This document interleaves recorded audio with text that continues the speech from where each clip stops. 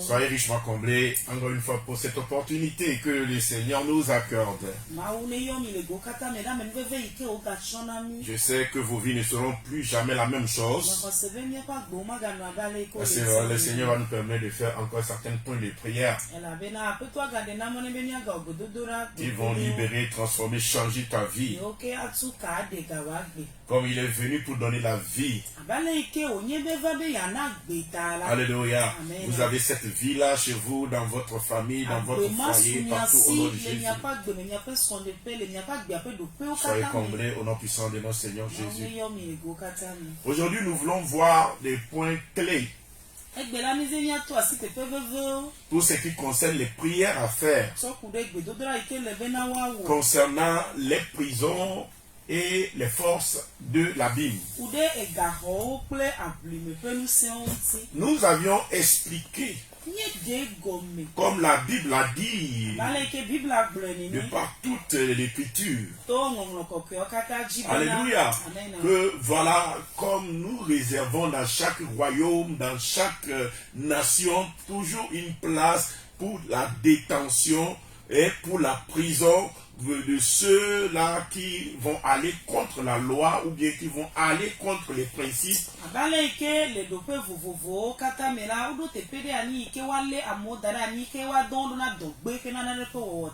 De la même façon, la Bible est retenue comme un lieu de prison. La Bible par nature est une prison. C'est la prison de toute la terre. C'est la prison spirituelle de base. Alléluia. Amen. Où voilà, on peut mettre des personnes, on peut mettre des vies, on peut mettre toutes sortes de choses. Et nous avions vu dans 2 Pierre 2, le verset 4, que voilà, les anges déchus qui ont combattu dans le ciel et qui n'ont pas été vainqueurs. La Bible dit le Seigneur les a précipités. Mais où est-ce que le Seigneur les a mis? Il les a mis dans l'abîme. L'abîme fut leur lieu de rétention. La Bible dit ils sont retenus là-bas et réservés pour le jugement. Alléluia. Amen. Amen. Amen. De nos jours, nous assistons à des remontées démoniaques. Des démons qui sont relâchés, qui viennent sur la terre. Des démons qui viennent opérer. Mais fondamentalement, quand Dieu les a précipités depuis le royaume des cieux, c'est dans l'abîme qu'ils ont été précipités. Et le mot est bien qualifié pour pouvoir exprimer cela, c'est la précipitation. Et précipiter quelque chose, c'est le pousser depuis une hauteur.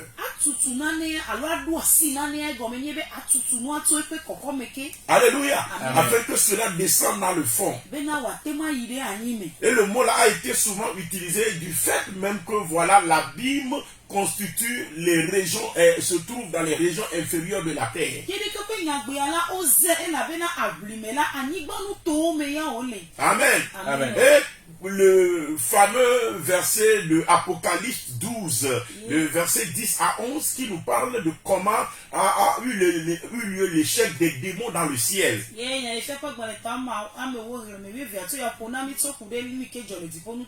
Alléluia. Ce verset-là nous parle aussi de cette précipitation en utilisant le terme précipitation.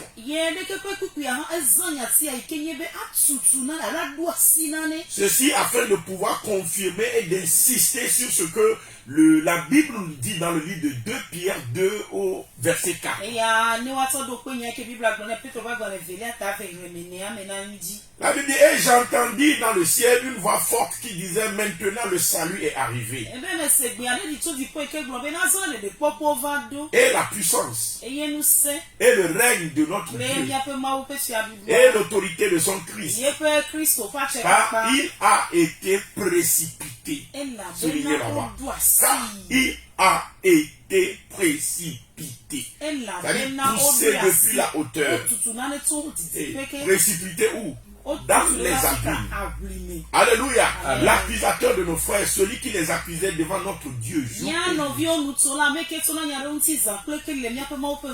Verset 11, ils l'ont vaincu à cause du sang de l'agneau et à cause de la parole de leur témoignage. Ils n'ont pas aimé leur vie jusqu'à la mort. Que le Seigneur bénisse sa parole. Donc voilà comme nous sommes en train de le dire. Nous avions vu le roi David qui aussi avait été précipité dans l'abîme par le Seigneur. Lorsqu'il tua son serviteur loyal et fidèle Uri et prit sa femme. Et nous avions vu David faire monter maintes prières afin d'implorer le pardon de Dieu, afin que Dieu le délivrasse de l'abîme. Donc l'homme, alléluia, peut être retenu, l'âme de l'homme peut être retenue en prison dans l'abîme. Les démons peuvent être retenus dans l'abîme. Parce que l'abîme c'est un lieu de prison. Alléluia. Amen. Et souvent les hommes, les êtres humains sont livrés à l'abîme. Sont livrés, voilà, à la prison. Sont livrés, voilà, aux esprits de l'abîme. Et nous avions donné maintes signes par lesquels on peut l'identifier. Nous avions parlé du fait que voilà quelqu'un qui rêve ou bien qui voit que voilà on le précipite d'un lieu élevé. Alléluia. Quelqu'un qui rêve et qui voit que voilà il tombe dans un puits. Quelqu'un qui rêve qui se voit en prison.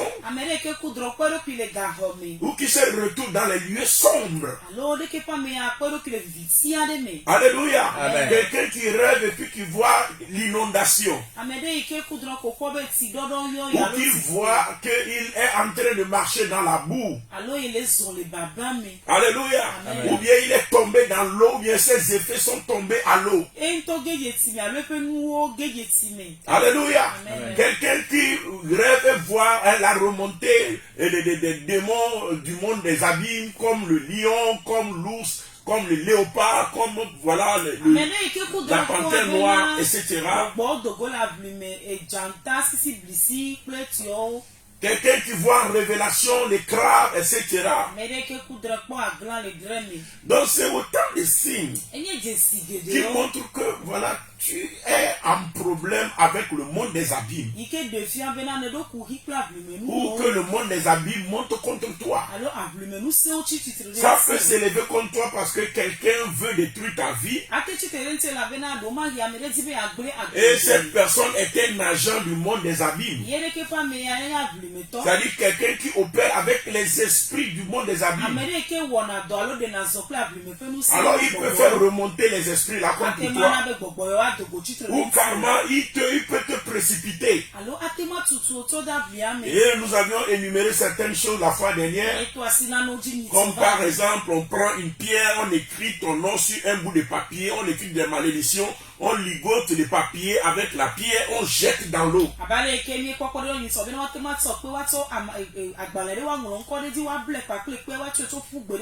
Des fois on prend un cadenas, on déclare des paroles sur ça, souvent des paroles de malédiction ou d'autres paroles encore, et puis on ferme le cadenas, on le jette dans l'eau.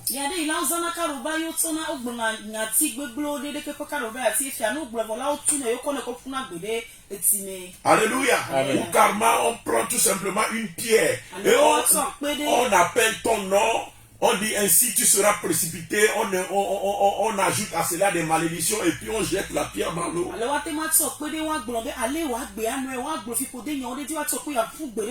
Cela peut avoir lieu dans le monde spirituel dans les forteresses de la sorcellerie. Cela peut avoir lieu dans le monde physique. Donc beaucoup sont livrés à l'abîme sans qu'ils ne sachent. Et les vies la souffrent, ces gens-là luttent, mais rien ne change. Et un des signes qui montre encore que quelqu'un est livré à l'abîme, c'est quand, voilà, même tes amis t'ont en horreur. Et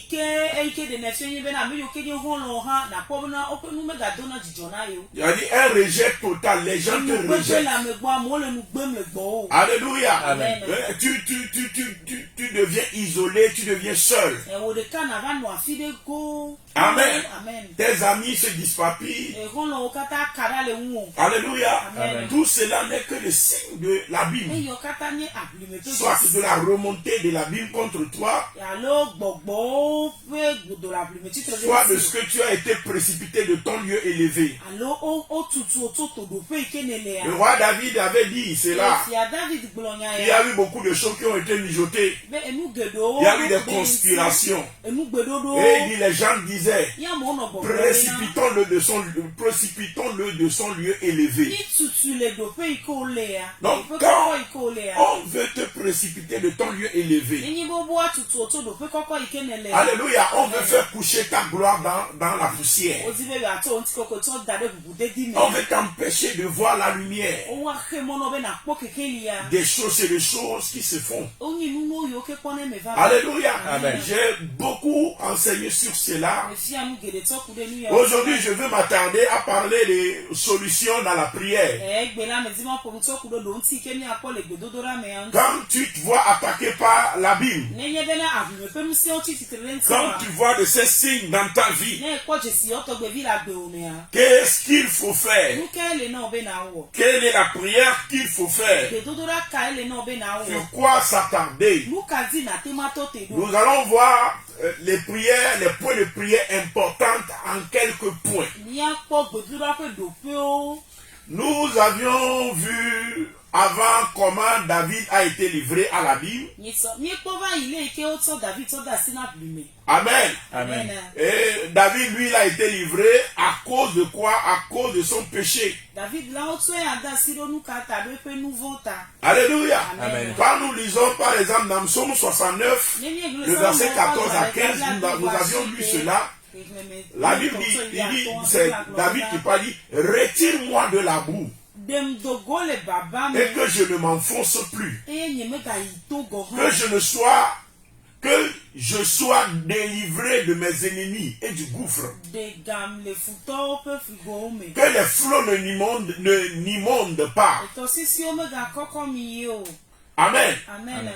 Que les flots ne m'inondent pas plus. Que l'abîme ne m'engloutisse pas. Que l'abîme ne m'engloutisse pas.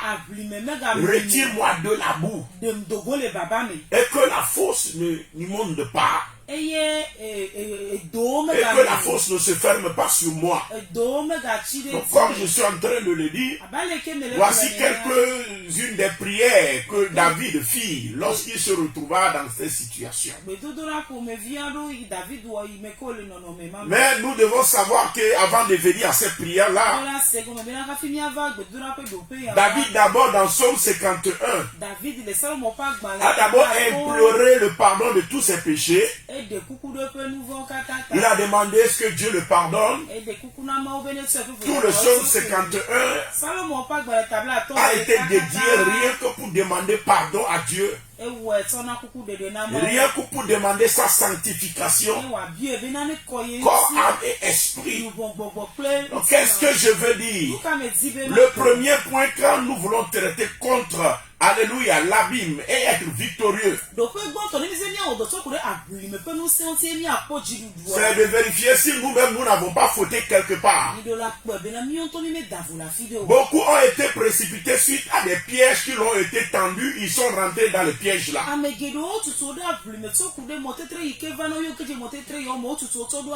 Parce que la Bible dit la malédiction sans cause et sans effet. Donc souvent l'ennemi piège afin de trouver un vrai prétexte de malédiction. Alléluia. Amen. Donc c'est pourquoi quand tu veux ressortir de ces situations-là, il faut toujours vérifier sa relation avec Dieu pour voir si oui ou non tu es en règle, en relation avec Dieu.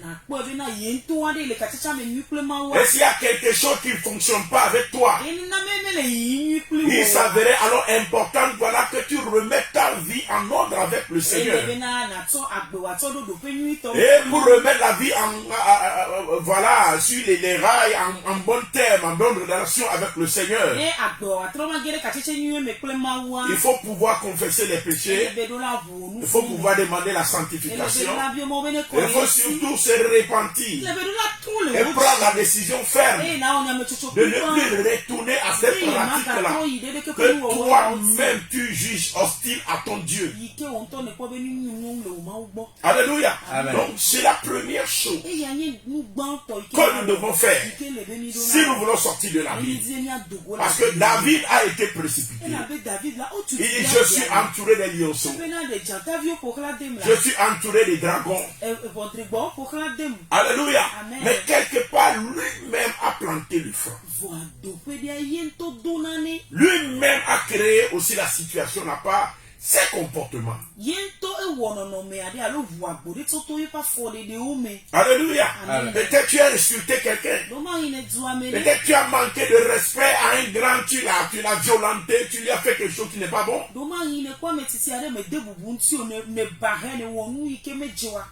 Alléluia. Amen. Peut-être c'est vrai, c'est lui qui t'a provoqué.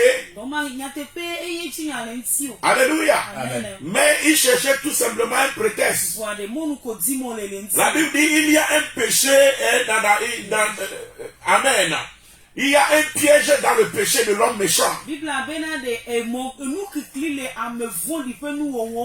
Il y a un piège dans le péché de l'homme méchant. Alléluia. Amen. Donc première chose, se remettre en ordre avec le Seigneur, corriger, réparer les torts, se repentir sincèrement pour ne plus retourner. Et la deuxième chose, si tu veux finir avec ces prisons-là, finir avec ces impacts et ces effets-là dans ta vie, la deuxième chose à faire, c'est de se rappeler de l'importance du sang. Le sang du rachat. Le sang a 1000 fonctions dans le traitement contre l'abîme ou la prison. Ne devons pas oublier que pour que le diable soit précipité, pour qu'il descende dans les abîmes, c'est avec le sang.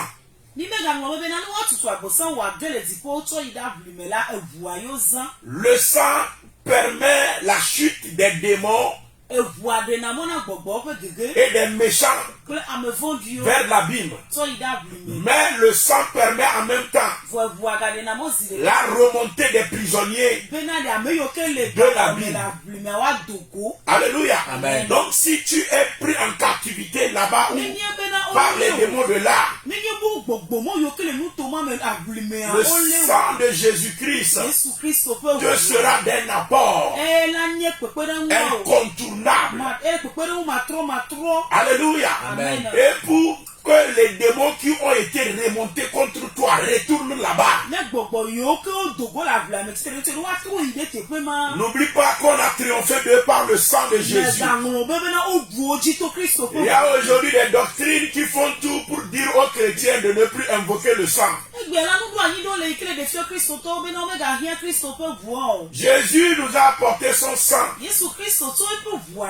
Et la Bible nous dit que Moïse, depuis l'ancienne alliance, même depuis le ciel, les anges ont utilisé le sang. L'ancienne alliance, on a utilisé le sang. Et la Bible dit Jésus nous a apporté le sang dans la nouvelle alliance aussi.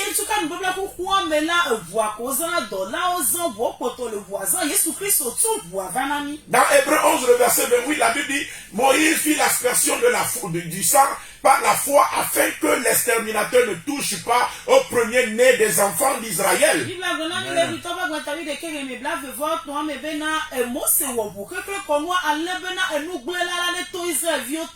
Amen. Depuis le paradis, c'est par le sang qu'on a triomphé de Satan. La Bible dit les anges ont combattu fatigués. Mais le moment où le sang est intervenu, il fut précipité. Alléluia. Amen. Je ne sais pas par quelle doctrine aujourd'hui on va nous dire de ne plus utiliser le sang. Que le sang a déjà été versé. Alléluia. Amen. Quand vous lisez Hébreux 12, le verset 24, Hébreux 12, le verset 23 à 24, la Bible dit, nous sommes approchés du sang de l'aspersion.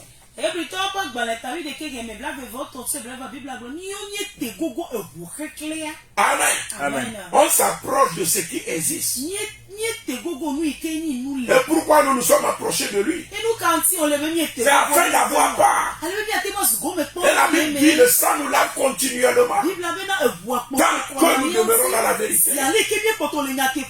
Alléluia. Amen. Amen. Amen. Nous avons part à ce sang-là. Et nous devons l'utiliser. Amen. Amen. Donc la Bible dit dans Apocalypse 12 d'abord le verset 11. La Bible dit ils l'ont vaincu à cause du sang de l'agneau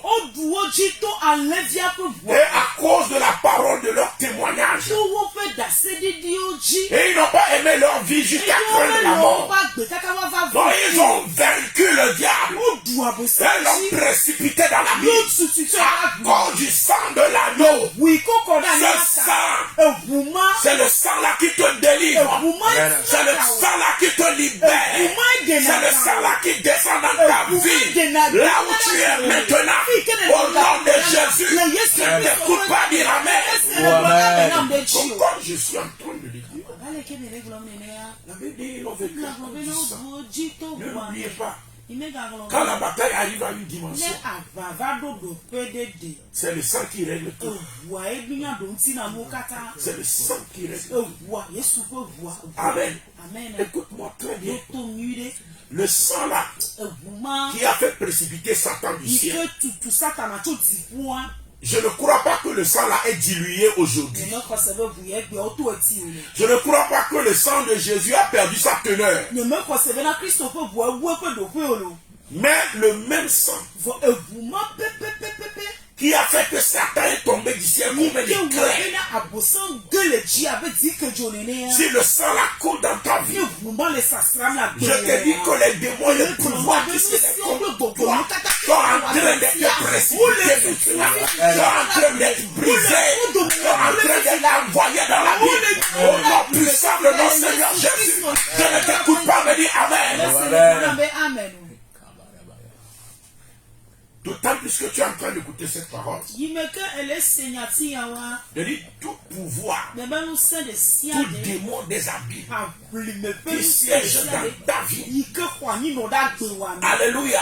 Qui a été remonté par des évocations sataniques dans la ville, dans ta famille, dans ta maison. Au nom de Jésus, je déclare à la précipitation à nouveau. Ils sont précipités à nouveau dans le monde des abîmes. Au nom de Jésus-Christ de Nazareth, je ne t'écoute pas dire Amen. La Bible dit, le démon suppliait Jésus dans Luc 8, le verset 31, de ne pas le précipiter, de ne pas le renvoyer, de ne pas le commander de retourner dans la vie.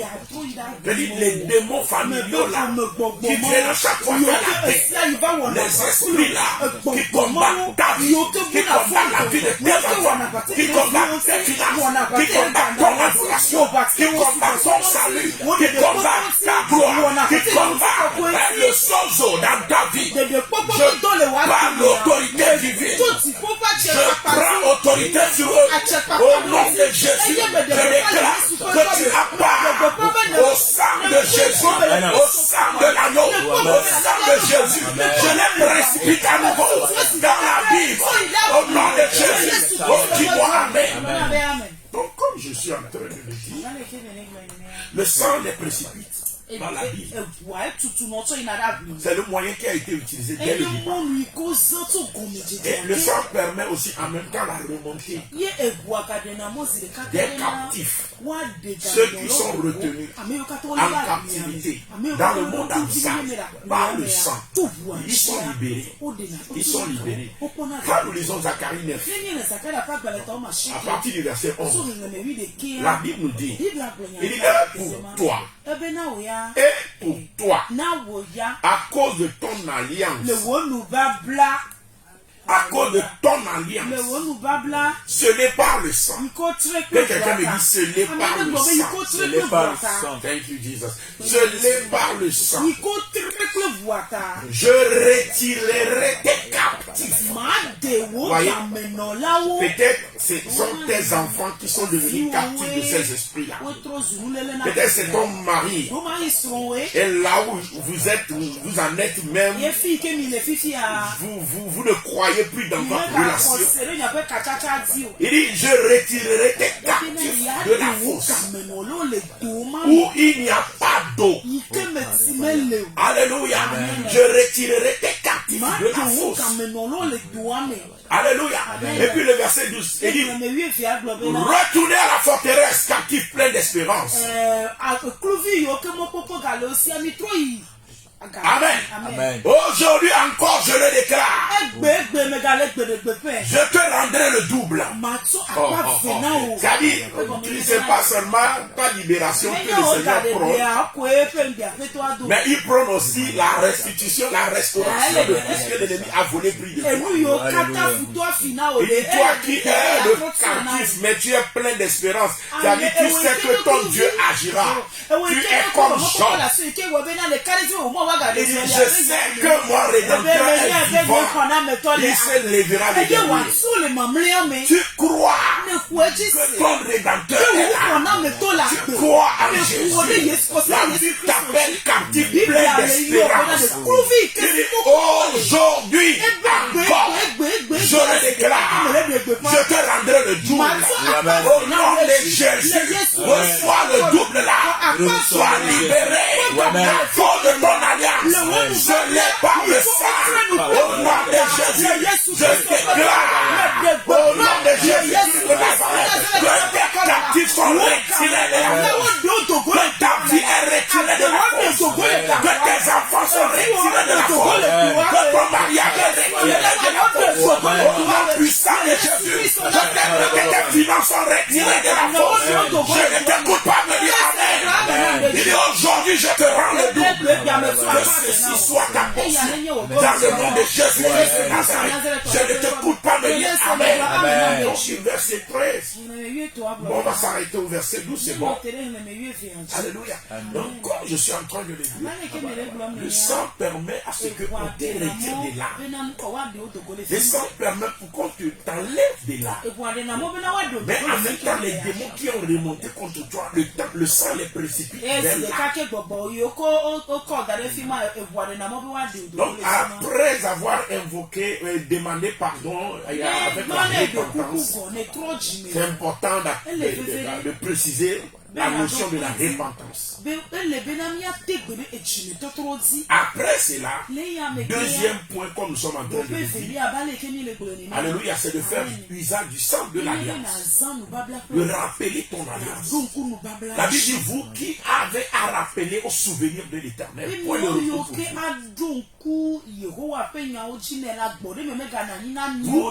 Nous devons lui rappeler cela. La Bible dit, nous sommes guéris en Jésus. Alléluia. Donc c'est pourquoi quand la maladie vient, tu dois rappeler l'alliance. Tu dois rappeler le proclamer. que par ces maîtrisures, nous sommes guéris. On ne peut pas te dire Jésus t'a déjà guéri à la croix, donc tu ne dois plus proclamer ta guérison, tu ne dois plus demander ta guérison. Non. Alléluia. Jésus t'a offert la chose à la croix. Mais maintenant tu dois l'activer dans ta vie. De même aujourd'hui tu dois activer le fait du sang aussi dans ta vie. C'est ça. Tout ce que Jésus nous a donné à la croix. Aujourd'hui nous l'activons dans nos vies. Oui, c'est ça. Que le sang te libère au nom de Jésus. Que le sang te libère au nom de Jésus. Deuxième chose, rappeler l'œuvre du sang. Et la troisième chose, mettre l'abîme à sec. Mettre l'abîme à sec. Que le Seigneur bénisse sa parole. Amen.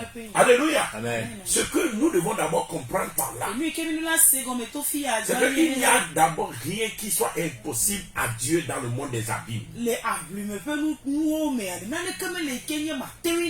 faut pas croire qu'il y a quelque chose que tu vas dire que Dieu ne va pas faire. Certains sont dans la prison, eux-mêmes ils ont peur, ils ne savent pas qu'ils vont prier, ça va avoir des faits. Mon ami, c'est pas manque de foi que tu tues ton miracle. Je te mets à défi ce matin. Puisque tu crois, je proclame ta guérison. La maladie là, tu le ressens. Le problème là, tu le vois. Au nom puissant de Jésus, reçois la couche là où tu es. Je ne peux pas venir la faire. Donc, comme je suis en train de dire. Amen. Amen. Le livre de Psaume 135, le verset 6 nous dit ceci. Que tu ne dois pas oublier. Psaume 135, le verset 6. Il nous dit, tout ce que l'Éternel veut. J'ai vu un malade dire à Jésus, Seigneur, si tu le veux, je serai pur. J'ai dit, je le veux. Je le veux, sois pur. Je le veux, sois pur. Donc la Bible dit, tout ce que l'Éternel veut, il le fait. Oh my God. Et dans les cieux, il le fait dans les cieux d'abord. Et sur la terre, dans les mers, et dans tous les abîmes. C'est-à-dire tout ce que ton Dieu veut, il le fait quoi. Amen. Il n'y a rien qui soit impossible. Ta guérison n'est pas chose impossible. La résolution de ton problème n'est pas chose impossible. Tout ce que ton Dieu veut, il a compris dans les cieux, sur la terre, dans les mers et dans toutes les abîmes. Il faut comprendre cela. Si tu crois en cela, je déclare que ton âme ne peut plus rester dans cette prison. Je déclare que ta vie ne peut plus rester dans cette situation. C'est pourquoi au nom de Jésus, je déclare que l'abîme soit mis à sec. Que les forces de l'abîme soient détruites par la foudre de l'Éternel. Que les portes de l'abîme soient brisées, détruites au nom de Jésus. Je ne t'écoute pas dire Amen. Donc, d'abord comprendre que tout ce que Dieu veut faire dans l'abîme là, ce n'est pas un problème. Ce n'est pas un problème. Si tu crois en ce Dieu, il agit pour toi ce matin. Ésaïe 44, verset 27. Écoute ce que la Bible dit maintenant de ton Dieu. Ésaïe 44, verset 27. Je dis à l'abîme, dessèche-toi. Dessèche-toi. Je talirai tes fleuves. Une des choses que notre Dieu veut pour la vie de l'abîme, c'est que l'abîme soit desséchée, afin que le chemin des captifs soit tracé, afin que tout ce qui se cache là-bas soit jugé, tout démon qui se cache là-bas soit jugé, afin que tout ce qui t'appartient, qui a été retenu en captivité là-bas, soit libéré. Je déclare que l'abîme soit desséchée, que les portes de l'abîme soient brisées dans ta vie. Au nom de Jésus-Christ de Nazareth, que ta vie et tes bénédictions, ta gloire qui est prise en captivité là-bas,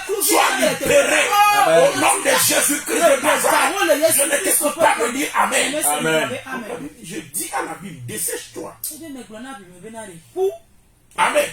Et le livre d'Ésaïe 51, le verset 10 dit, n'est-ce pas toi qui mis à sec la mer, les eaux du grand abîme? C'est-à-dire, il l'a déjà fait dans le passé. Et il le fait à nouveau aujourd'hui. Amen. Il le fait dans ton cas. Il l'a fait pour les enfants d'Israël qui se retrouvaient en captivité en Égypte.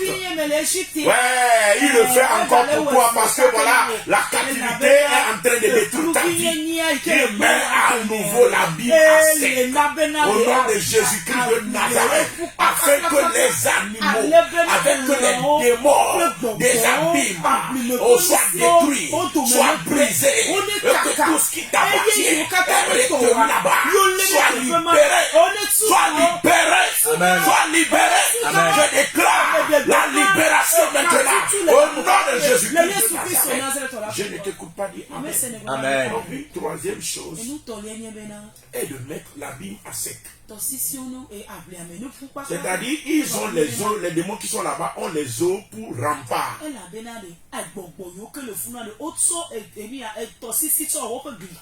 C'est pourquoi ils disent quand nous cachons quelque chose dans la Bible, il est difficile que ça remonte. Pourquoi ils le disent? Parce qu'ils ont les eaux pour rempart. C'est pourquoi quand Dieu veut les juger, il met les eaux à sec. Mon ami, il met les eaux à sec. Lisez Somme 74. Vous voyez là-bas, Dieu met la mer à sec. Il brise la tête des monstres sur les eaux. Les monstres du monde des abîmes, il brise leur tête. Il est incarné pour toi. Au nom puissant de Jésus, il met la Bible à sec. Amen. Amen. Donc, troisième chose, mettre la Bible à sec. Et quand c'est mis à sec, ça veut dire que le rempart a été enlevé. Quatrième point. Faire usage de la clé de la Bible. Faire maintenant usage des clés de la Bible. Nous avions vu, la Bible nous dit, alléluia, je bâtirai mon église et les portes du séjour des morts ne se prévaudront point contre elle. Nous avions vu de par nos enseignements passés que les portes de la mort se trouvent où? Dans la Bible. Jésus dit, je bâtirai mon église. Et c'est que c'est là, dans la Bible, que se trouvent les démons. Il dit, les portes de la mort ou du séjour des morts ne prévaudront point contre l'église de là. En d'autres termes, les portes de la Bible ne prévaudront point contre l'église. La Bible combat par ses portes. Et c'est ces portes-là qui retiennent les gens et les gens sont en prison. C'est les portes-là qui s'ouvrent pour qu'il y ait des remontées démoniaques. Alléluia. Amen. Mais notre Dieu a la clé. Alléluia. Il a la clé de la Bible. Quand nous lisons l'Apocalypse 9, le verset 1, Apocalypse 20, le verset 1 à 3, vous allez toujours voir le ciel faire usage de la clé là. Amen. Et nous aussi, nous avons l'autorité d'utiliser la clé là. Quand vous lisez également dans Apocalypse 1, le verset 18, vous voyez le Seigneur Jésus dit là-bas que j'ai la clé de la mort et du séjour des morts. Mais je vais lire ce que nous dit la Bible dans Apocalypse 20, le verset 1 à 3. Il dit, puis je vis descendre du ciel un ange qui avait la clé de la Bible. Vous voyez? Et une grande chaîne dans sa main.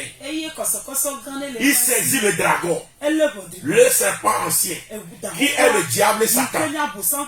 Et revoyez bien le verset là. La Bible nous parle de un seul ange qui est capable de prendre le dragon, le serpent ancien, alléluia, qui est Satan, qui donne la puissance à tous les sorciers, qui donne la puissance à tous les charlatans de la terre. La Bible dit un seul ange maîtrise Satan. Mais il y a des milliers d'anges dans la maison de notre papa. Comment tu peux rester auprès de ce Dieu en tant que prince de son royaume et avoir peur? Que le Seigneur agisse maintenant. Amen. Je dis tous les démons dans ta vie, qu'ils soient saisis à l'instant T, qu'ils soient enchaînés maintenant, qu'ils soient précipités dans les abîmes. Au nom de Jésus, je fais usage de la clé de la Bible. Au nom de Jésus, que les démons là soient ligotés et que les démons là soient jetés dans la Bible. Dans le nom de Jésus de Nazareth. Oh, dis-moi Amen. Dis au nom de Jésus, que tout démon familial et tout autre démon qui a remonté contre ma vie, contre la vie de mes enfants, contre mon foyer, je déclare au nom de Jésus, au nom de Jésus, ces démons-là saisis par les anges de l'Éternel, je déclare qu'ils sont ligotés et jetés dans la vie, au nom de Jésus. Les portes sont fermées. Ils sont maintenus en prison. Dans le nom de Jésus. Je ne t'écoute pas dire. Amen. Comme je suis en train de dire. Alléluia. Donc, en utilisant la clé, ça permet de mettre les démons qui combattent ta vie en prison. Et les démons là ne remonteront plus contre toi. Amen. Tu ne verras plus leur signe. Ça ne sera plus une interminable combat, bataille, prière, etc. Non, non, non, il faut les caser en prison là-bas. Au nom de Jésus, dis au nom de Jésus. Ils sont casés en prison là-bas. Dans le nom de Jésus-Christ de Nazareth. Alléluia. Et le cinquième point que tu peux encore utiliser, alléluia, c'est l'usage des chars de la remontée. L'usage des chars de la remontée. Alléluia. Amen. Les chars de la remontée. Mais nous allons parler de l'usage des chars de la remontée prochainement. Je vais prendre le temps pour bien expliquer. Alléluia. Amen. Et par les chars là, nous opérons la remontée. Quand Jésus est venu, il est mort. La Bible dit il a visité la Bible. Il est parti dans le séjour des morts qui se trouve dans la Bible. C'est pour aller opérer quoi? La remontée. La remontée. La Bible dit. Amen. Amen. Éphésiens 4, le verset 8 à 10. La Bible dit c'est pourquoi il est dit, étant monté en haut, il a amené des captifs. Voyez? Donc quand Jésus montait là, on dit Jésus est ressuscité là. La Bible dit il a amené avec lui des captifs. Parce qu'il était descendu dans les régions inférieures de la terre. Il est descendu dans la Bible. Il est parti chercher les captifs. Il est parti chercher les prisonniers. Oh, je suis parmi les prisonniers que Jésus a cherchés. Et la Bible dit, il a fait des dons. C'est pourquoi dans le livre de Zacharie, il est dit, Amen. Toi captif plein d'espérance, je te donnerai le double. C'est-à-dire, on te libère, c'est pas fini, mais on te fait des dons. On va revenir sur ça, c'est-à-dire tout ce que tu as perdu, tu dois le récupérer. Amen. Après une vraie délivrance, la bénédiction financière, toi, et la bénédiction dans tous les domaines, doit t'accompagner. Alléluia. Amen. Que le Seigneur te bénisse. On reviendra sur l'aspect là Amen. Amen. Il nous reste 2 points, comme je l'ai dit. Le 5e et le 6e point. Alléluia. On verra ça le jeudi prochain. Que le Seigneur te bénisse. Tu peux te préparer à partir de mercredi prochain. Nous allons entamer 3 jours de jeûne. Alléluia. Mercredi, jeudi, vendredi. Alléluia. Vous pouvez nous retrouver sur Bostra Airbus. Sur Facebook, vous tapez Bostra Airbus, vous nous trouvez. Ou bien vous tapez sur YouTube Moram TV, M-O-R-A-M TV. Vous nous retrouvez sur YouTube. Alléluia. Ça vous permet de faire ces 3 jours de jeûne et prière avec nous. Et c'est dans ce mouvement de jeûne et prière que nous allons entamer la remontée, l'enseignement sur la remontée, prier pour la remontée. Donc, le jeudi prochain, quand nous serons ici, ce sera vraiment de la prière. Que Dieu vous bénisse, que les écluses des cieux soient ouverts sur vos vies, sur vos maisons. Je dis merci à Dieu, parce que à cause du sang de l'agneau, tu es libéré, ta famille est libérée, ta maison est libérée, au nom puissant de notre Seigneur Jésus. Donc voilà, vous pouvez nous joindre hors antenne sur 00228 qui est l'initiale du Togo. Ajoutez le 99 67 12 26 ou bien 90 31 10 52. Que Dieu vous bénisse. Excellente journée. Que la bonne main de l'Éternel se repose sur vous. Shalom, shalom, shalom. Bye bye.